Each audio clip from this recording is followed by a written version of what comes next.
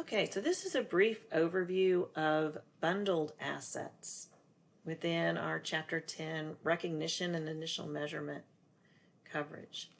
The bundled asset idea is when you pay one price for a group of disparate assets. For this overview, think of something that you would buy in a bundle. The relative fair value approach is the way we split that one price between the multiple assets in the bundle. So the example that I keep it around in my head, I guess, for this, and it'll relate to you if you have kids or you were a kid once.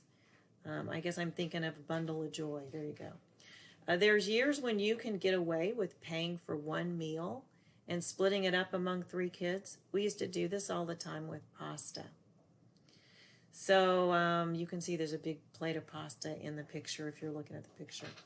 There's a 10-year difference between my oldest and youngest child. So when we were buying one meal for them to split, the oldest was 12, the middle one was 6, and the youngest one was 2. It would have made no sense whatsoever to split that adult-sized serving of spaghetti into 3 equal pieces for them. It made much more sense to split it based on the relative appetites of the 3 kids.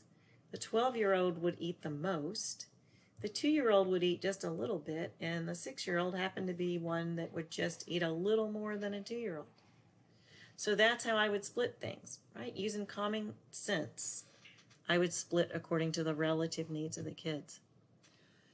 It's the same idea with this relative fair value approach that's covered in your chapter.